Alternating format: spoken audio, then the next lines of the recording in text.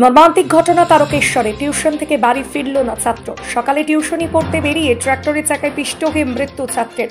এমনই ঘটনা উঠে আসছে তারকেশ্বর থানার বালিগড়ি 1 নম্বর গ্রাম পঞ্চায়েতের মনোহরপুর এলাকায়।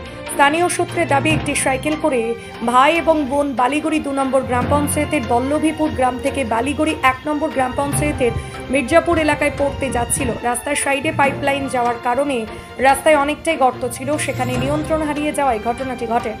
তখন একই দিক থেকে আসা একটি ট্রাক্টরের চাকার নিচে পড়ে যায়। ঘটনাস্থলে ট্রাক্টরের চাকার নিচে ভাই পড়ে যায়। ঘটনাস্থলেই ভাই গুরুতর জখম হয়। এলাকার লোক সঙ্গে সঙ্গে তারকেশ্বর গ্রামীণ হাসপাতালে নিয়ে যায়। সেখানে চিকিৎসকরা তাকে মৃত বলে ঘোষণা করেন। এলাকায় নেমে আসে শোকের ছায়া। পুলিশ গাড়ির চালককে আটক করে এবং গাড়িটিকে বাজেয়াপ্ত করেছে।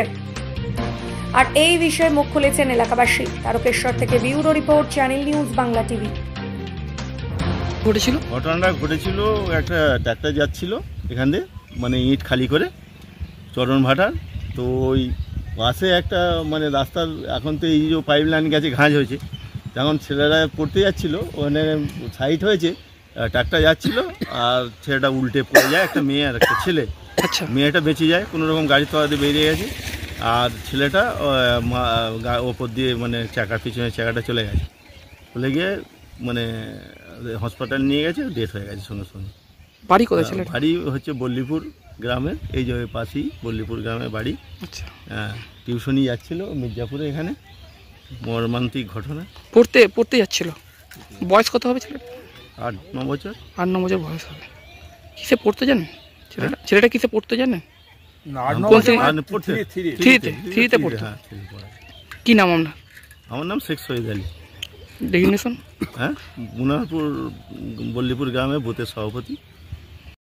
ওরা ভাই বোনের দিদি এবং ভাই দুজনে মিলে ওরা পড়তে বেরিয়েছে। সকালবেলা পড়তে বেরিয়েছিল। তো ওরা বাড়ি থেকে সামান্য 1/2 কিলোমিটার গেছে, একটা খালি ট্র্যাক্টর, ভাটার ট্র্যাক্টর, ইট লোড খালি করে যাচ্ছিল।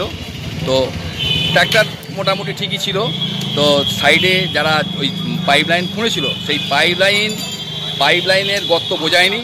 এবার ওই ঘাঁজে পড়ে যায়, গিয়ে ছিটকে পিছনে বসছিল ভাইটা, ছিটকে গিয়ে ট্র্যাক্টরের পিছনের চাকায় লেগে সঙ্গে সঙ্গেই মানে একদম নাক দিয়ে মুখ দিয়ে রক্ত বেরিয়ে ওখানে স্পট ডেথ হয়ে যায়। বোনটা মোটামুটি সামান্য ছিঁড়ে ছাড়ে গেছে। তো এটা পুরোপুরি রাস্তা আজকে যে কোনো কাজ হচ্ছে, তার কোনো রিপেয়ার করা হচ্ছে না, বা এই রাস্তাকে সাধারণ মানুষ রাস্তাকে তাদের নিজেদের মনে করে নিয়ে ইট তারপরে গড়ে নানা রকম দিয়ে রাস্তাকে অবরোধ করে দিচ্ছে।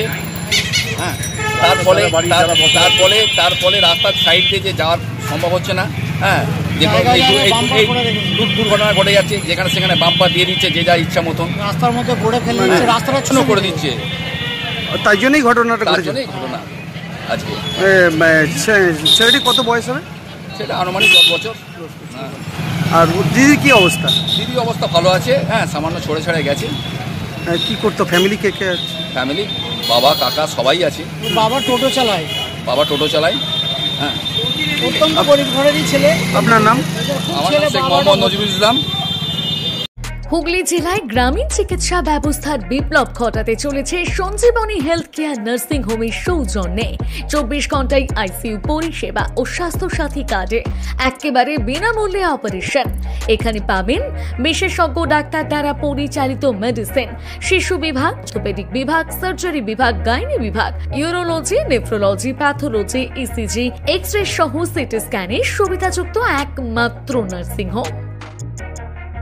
যোগাযোগ করুন Sanjeevani health care nursing home 7432808135 অথবা 9800878028, শিয়াখালা, শ্রীপতিপুর, হুগলি।